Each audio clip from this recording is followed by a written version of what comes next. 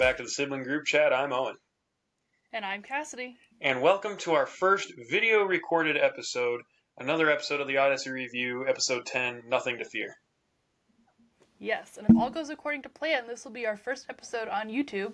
So if you are new to the sibling group chat because you're seeing us on YouTube, welcome. We're glad you're here. Sorry you couldn't see the last 10 or so episodes, but you can listen to them on Spotify. But anyway, so this week's episode is Nothing to Fear. This aired on January 23rd, 1988. Again, it's a part of album number 1, The Adventure Begins. And in this episode, Shirley Ziegler is afraid of just about everything, but when a real emergency comes up at wit's end, she is forced to face her worst fear. If you hadn't caught on, the theme is fear. Yeah, honestly, it's a good episode about fear, but it's kind of corny. It is corny, but since I feel like it was a replacement for the dental dilemma, I think the corny is good. Yeah, that's probably true. It's not like anything that's going to be like make kids afraid of somewhere that they're going to have to go. Like Wits End is the only place that they're really at the whole place, and no one's ever going to get to go to Wits End. Well, I mean, there's the focus on the family at Wits End, but it's not this Wits End. No, and to be honest, the focus on the family's Wits End in Colorado isn't that great. I mean, I'm sorry, like, we've been there, and maybe it's it was because so long ago, though. Maybe it's because I hadn't listened to as much Odyssey when I was there, but I don't remember. It was a long time ago. I wouldn't mind going back. Yeah, maybe I would think it was better this time. Personally, little Owen, when he was there, remembers the Olympic Training Center we went to the same day a whole lot better than I remember the Adventures in Odyssey stuff. Well, so do I, but that doesn't mean the Adventures in Odyssey stuff wasn't good. That's true. I don't mean to bash on Adventures in Odyssey. But anyway, we should probably get into this episode, shouldn't we? Probably. So, there's a nice little intro about a kid who's has a baseball bat and he's going to go under his bed to get the monster because he's tired of hiding from the monster under his bed. Yep, and it turns out that the monster under his bed is his cat. Yep. So then Chris gives us a little, it's kind of a trivia thing, not quite the same as we've been seeing.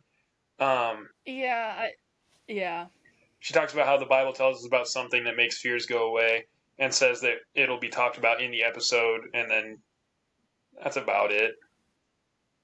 She says that Wit will say it in the episode and that it's found in 1 John 4. Yeah. So it's kind of along those lines, but a little bit different.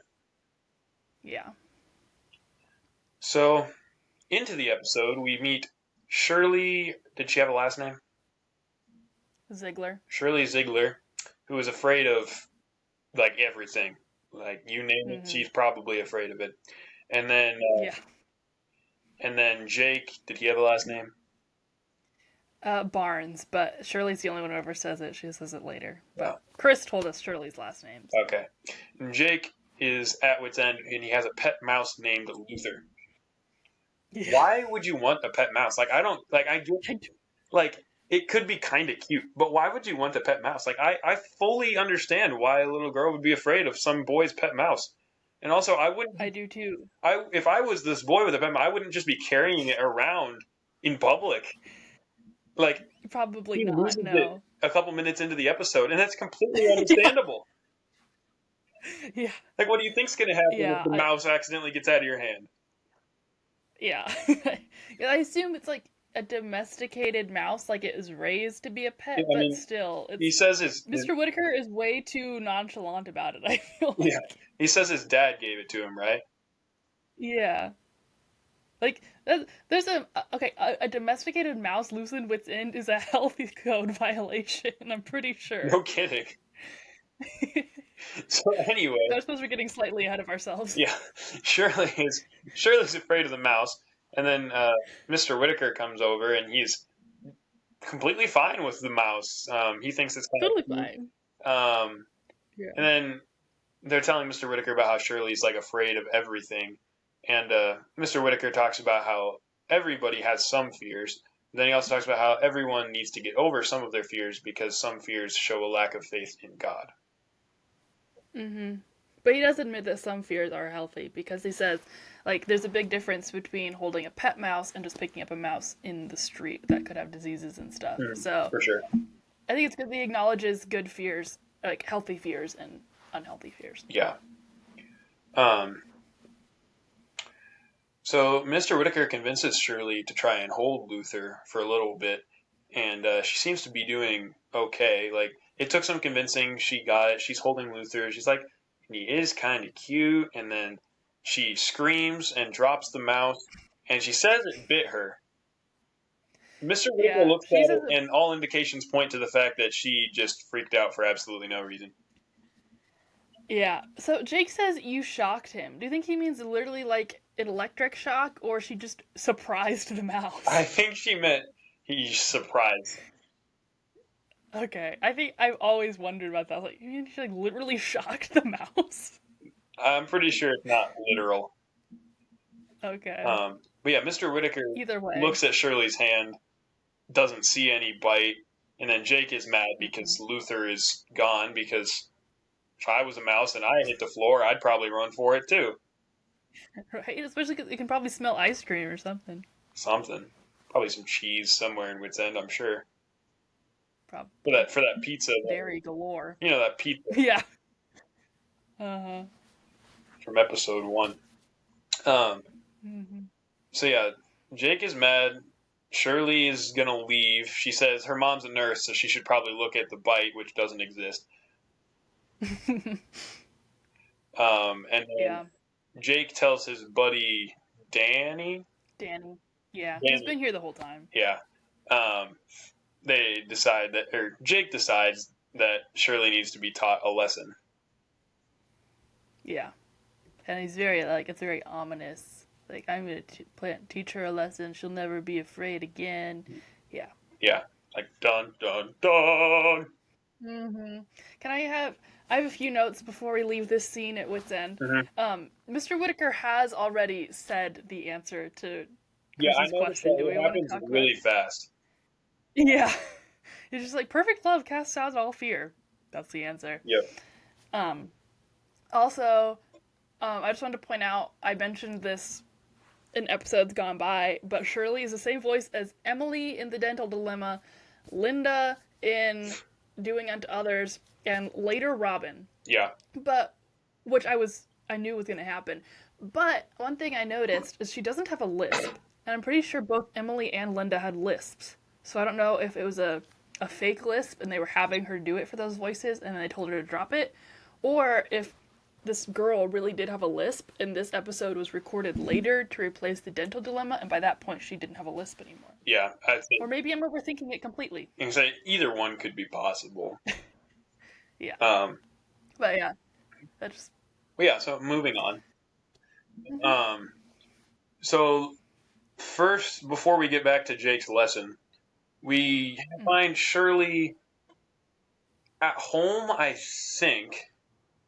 Yeah, she's at home. Having a dream or a daydream? I'm not sure. That's what I was curious on the timing of things, because we find out after this dream that it very well maybe have been triggered by the sound of her mom vacuuming. It did seem like she was asleep, but is she taking a nap? Or is her mom vacuuming at night? Which doesn't make sense. Like, the whole timing doesn't make sense. I was confused as to exactly what was going on here. Yeah. I've always thought of it as a nightmare, but whether she's taking a nap or daydreaming or it's nighttime, it's unclear. Yeah. So anyway, as she's having this dream, she has this little bit of flashback to what happened earlier, and all I could think of, because it's the voice of Robin, is, why do things always echo in dream? Because something does echo in the dream. It does. Poor Robin has a complex. And I thought that was funny because, like, in that later episode, the running late episode or whatever it's called. I think it's called Better Late Than Never. Yeah. She has that dream and said, why do things always echo in dreams? And I think it's even funnier knowing that voice actor had another part with an echoing dream. Yeah. What stuck out to me the most about this dream is just the fact that this gigantic version of Luther is voiced by Mr. Whitaker. Oh yeah, I have like, that written down too. Like, this poor girl, it's a wonder she ever speaks to Mr. Whitaker ever again. Yeah, she has a dream. She hears something hit her window, and it's this giant Luther in the dream, voiced by Mr. Whitaker Howsmith. Yeah. And It's not like it's not the complete Mr. Whitaker's voice, but it's obvious yeah, that it's it's Mr. definitely Howsmith. Yeah. And the mouse like says it won't bite her this time. It'll eat her whole, and then she screams, and then she's scared, and then it's vacuuming. Yeah, it's like the evil laugh of Luther fades into the sound of a vacuum cleaner. Mm-hmm. She's at home. Her mom says everything will be all right. It could have been. So yeah, I'm still confused on the timing of that, but regardless, that's as much of that as we get. Yeah, and also, like, when Shirley's, like, complaining to her, or, like, crying to her mom, she's like, why am I so afraid all the time? And her mom's like, oh, it's okay, you're just sensitive. I was like, what? Yeah. You're just sensitive? Okay. For sure. I was a little, that line did catch me. I was like, I feel like we're maybe affirming the fears a bit too much. It's either affirming or dismissing, but either way, it's not the correct response. Yeah. And so, then the next place we find ourselves is at Wit's End at an undisclosed time. It seems like it's a weekend, I think, because Jake has a plan on how he's going to teach Shirley a lesson. And he says that he came up with it, or he was at Wit's End at lunch. The way he said at lunch was really odd. Like, did he just, like, come over to Wit's End during school at lunch? Or is it a weekend and he ate lunch at Wit's End? Like, I was confused why he said that. I noted the same thing. I wrote down, Jake snuck down to Wit's End basement during lunch, question mark? No, that's what I have. I said, Jake has a plan. At lunch, question mark? Yeah. Yeah, because, it does kind of sound like during school lunch he snuck over, because I wouldn't think lunch at Wit's End is a definite time. What, do they only serve pizza for an hour or something? Yeah, like, all the kids are summoned down to the main area and given their food. It's not a daycare. If you're here at this time, you're eating lunch. Yeah, it's not a daycare. No. Yeah, that lunch comment was really weird. Uh-huh. But anyway, at lunch, he went down to the basement to rig a little trap because it's a kind of a creepy basement. There's pipes and Mr. Whitaker's inventions. And so he rigged a little trap. He's going to get Shirley to come down and have some boxes fall over after he gets the lights turned out and whatnot. Yeah, he's telling all this to Danny. Danny's gonna turn the lights off for him. Yeah, and Danny doesn't seem too sure about this plan, but he seems like he's fairly easily told what to do. Yeah, like he just kind of so Jake tells Danny to turn off the light after they've been down in the basement for a little while, and then go get Connie and run the electric trains to, like, make noise and distract her. Yeah. But then Mr. Whitaker walks by, and Jake asks Mr. Whitaker if it's okay if Danny plays with the train. Mm-hmm. When have kids ever needed permission to play with the train? That's kind of I didn't have that written down, but that was an odd conversation. It was like he was wondering if he could play with the train, and Mr. Whitaker like asked him if he was interested in trains, and he's like, "Well, yeah, as long as you're careful." It's like it was just odd. Yeah, I mean, I guess I've never, not that I recall, do we ever enter into the beginning of a kid playing with trains? Normally we enter into them already playing with the trains, but I never thought you had to have permission to play with the trains. Yeah. Well, but then it even seems like later, we're getting ahead of ourselves here, but when he is playing with the train, like Connie's like supervising it.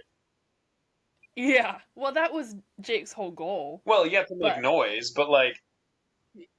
yeah. Anyway. I also feel like this implies also that the trains are on the main level, or else they wouldn't distract from noise in the basement. But we know later that the trains are upstairs. Yeah. I mean, it's altogether possible that Wit's End has rearranged things from time to time. Yeah. Or it might not have been a Victorian house yet by episode 10. Or, when Eugene comes in a couple seasons, he does a lot of random things. Maybe he moved the trains upstairs, and Mr. Whitaker let him have that one. Maybe. I guess we'll have to pay attention to the train location moving on, but yeah. Yeah. So anyway, back into the story. Mm-hmm. Shirley comes to wit's end and says she's not going to talk to Jake anymore, and proceeds to She talk tells to him Jake. Yeah. Yeah, she tells him about the nightmare she had, and then Jake tells Shirley to come down to the basement because Whit has something that he wants her to see or something that's going to like help her not be so afraid. And as he convinces Shirley, he tells Danny, "Oh, this table's rather wobbly. You should go get Connie because that's a great diversion." It worked. I mean, it is like he goes and gets Connie, and Connie's like, "Okay, so." He's like, I think it's unsafe, and she's like, what are you gonna do? Drive it home? Yeah. So anyway. Yeah, she doesn't. It does distract her, but she doesn't really buy it. No. So anyway, they get shaken Shirley. Jake and Shirley. Jake and Shirley. They head down to the basement. And they're kind of walking. There's the creepy pipes and some inventions. And then they run into this one thing down there, and it's an electric clown. Why is there an electric clown? Did Jake bring the electric clown at lunch? Or does Mr. Whitaker just have a casual electric clown? Either way, that leaves unanswered questions. For sure. Because it gives the impression it's like a rather large electric clown. That laugh is terrifying. Like, I'm not afraid of clowns, but that laugh is terrifying. Yeah. So, and it's like this electric clown, and he like pushes a button and makes it laugh. Yeah. And, yeah. So that's just a weird thing that happens. And then they hear the water. I'd like to point out that throughout all of this, Jake is calling Mr. Whitaker Wit. Oh, fascinating. Yes. Anyway. How dare he? So they hear the water pipes, and then the lights turn off. Danny apparently has done his job. Yeah. And then when the lights go off, or wait, no, never mind. They keep walking. They hit the dead end of the basement, at which point Shirley realizes that Jake... Mr. Whitaker's not here. Yeah. Jake was pulling something. And then... Actually, he hasn't yet. Well, yeah. Jake then, I don't know if he backs up or what, but he trips on the trap that he set up. And all the boxes fall on him, and he can't get up because he thinks he twisted his ankle. Now, I just have a question here. Were these full boxes? I got the impression before that they were empty boxes. But you don't twist your ankle if 15 empty boxes fall on you. It could have just been... like, the lights are off. He could have tripped over the string. That could be. But he may... I don't think it's the boxes themselves. But he makes they knocked him off balance or something. The boxes just seem to do more damage than I feel like they should for what I thought they would. But anyway. Yeah. So the lights are out. Jake's down. Shirley's freaking out. And so Jake tells Shirley that she needs to go get some help. And so also, Jake had brought a flashlight with him, and he loses it in the fall. So. Yeah. And Shirley screams for help, but the trains are too loud upstairs. Which, another side note, the trains are absolutely not too loud upstairs. No. Like, for a little bit, it's kind of faint, but you can clearly hear her yelling for help. Like, even if Connie didn't hear it because of the trains, you would think, unless Danny and Connie are the only two people left at wit's end, somebody would have either gone and got Connie or gone down to the basement themselves. I don't know how often the kids are allowed in the basement, so I would assume they would probably go get Connie. But it was clearly loud enough to be heard. Yeah. But Connie does hear it because she tells Danny, doesn't it sound like somebody's calling for help? And Danny says, no, it's probably just Freddie listening to something on the radio. So she does hear it. She just... Danny convinces her otherwise. For absolutely no reason. Yeah. Yeah, I thought that was odd. Yeah. So then Jake tells Shirley that she's not going to be heard because of the trains. And tells her that she needs to go upstairs and get some help. And Shirley is an emotional wreck at this point, as she is all the time. And so she starts heading in the direction to get some help. Jake tells her to keep talking so he can know where she is. Not where he are. I can't talk today. Then she hears the pipes and she's getting scared. Then she prays and starts singing. Are you I'm okay? sorry, I'm just laughing at the way you're listing things off because you're like, then she keeps talking and then she prays. Like, we should talk about the fact that she prays. It's a good thing. Yes, and then she prays. What a great idea. That sounded sarcastic. Prayer is a good thing. Something that should be done. Is a good thing to do if you're afraid. Yeah. And then she starts singing. I couldn't tell if she was just singing a memory verse or if that was an actual song. If it's an actual song, I don't know it. Yeah, but regardless, she's So it singing this could like be a verse verse. song kind of thing. And then I have a question. Jake can Yeah. still hear her rather well. So either she is moving extremely slow, or it is and it's like she's moving slow and it's just a really small basement, or they are being extremely loud in a very large basement. Well, from what we know in the future, it's a large basement. Yeah, But but it from doesn't what seem we like know right now, it seems like maybe it's not that big. yeah. But anyway, I really just missed a part of the episode here, but I'll recount it to the best of my ability. Mr. Whitaker comes down as she reaches about the stairs, I think.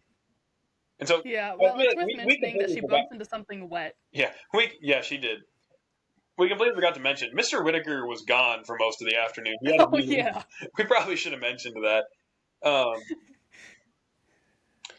So yeah, she runs into Mr. Whitaker. But Mr. Whitaker comes down the stairs, turns on the light.